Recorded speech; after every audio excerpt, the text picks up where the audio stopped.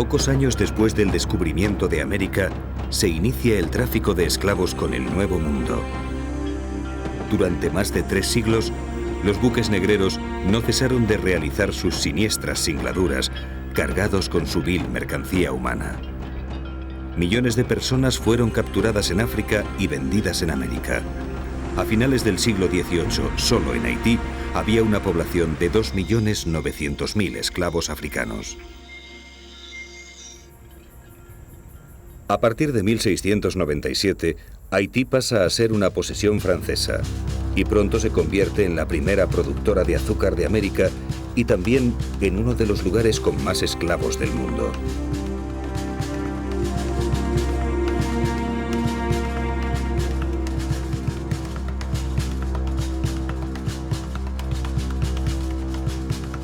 Hoy podemos encontrar algunas de las antiguas haciendas azucareras convertidas en museos. Enormes alambiques para destilar el ron, prensas donde se extraía el jugo de la caña y depósitos elevados donde se guardaba el fruto del trabajo que realizaban los esclavos a golpe de látigo.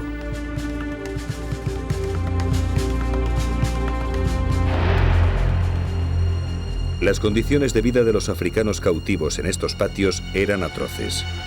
Después de sufrir las penalidades de un viaje donde morían habitualmente el 20%, llegaban a las subastas extenuados y enfermos. Las familias eran separadas y sus miembros vendidos a diferentes colonos. Padres e hijos nunca volvían a encontrarse.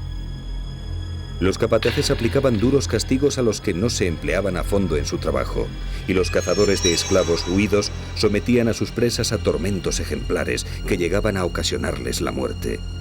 Muchos sucumbían víctimas de las heridas que les producían los pesados grilletes, o deshidratados al sol, encadenados a estas siniestras cruces.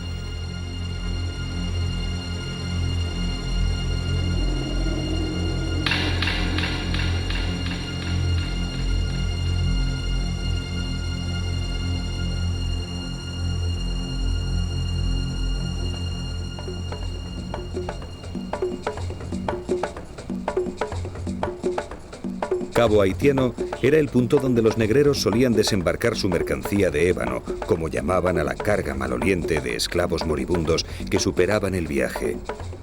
Hoy es una de las ciudades coloniales más bellas de Haití. Sus casas nos hablan del pasado opulento de los colonos franceses que dirigían las plantaciones de caña.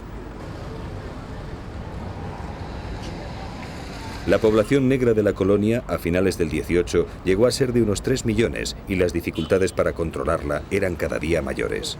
Los negros que se fugaban, los llamados marrones, se escondían en las montañas y se organizaban en grupos rebeldes muy numerosos.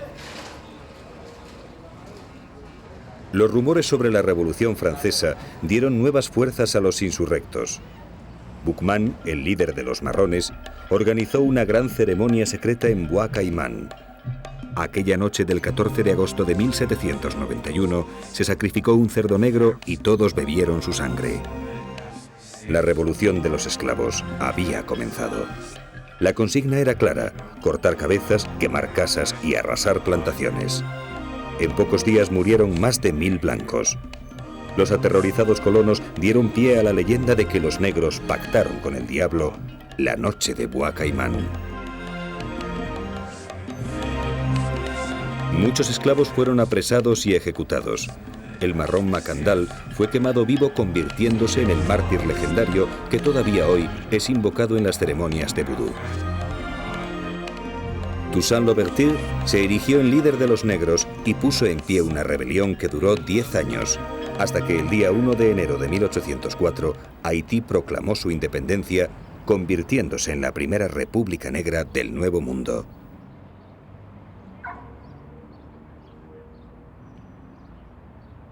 Dos años después, el general Henri Christophe se proclamó rey y construyó la Citadel en el norte, mientras que el mulato Pétion se hizo con el sur. La construcción de esta colosal fortaleza para defenderse de los franceses que nunca volvieron duró 14 años. Cada piedra tenía que transportarse a mano hasta 980 metros de altitud. 20.000 personas murieron en su construcción. Cuenta la leyenda que Christophe mandaba empalar en los enormes muros de la ciudadela a aquellos que se negaban a trabajar.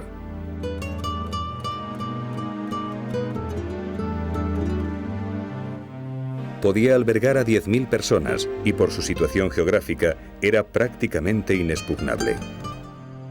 El rey Christophe acumuló un arsenal de más de 250.000 balas para los diversos tipos de cañones que instaló en sus cientos de troneras.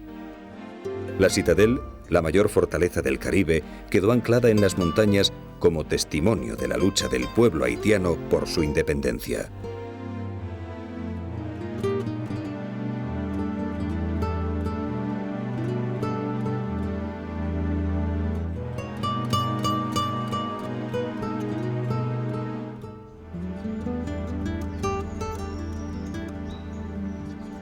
El paisaje del norte choca con la idea de aridez que se puede tener de Haití.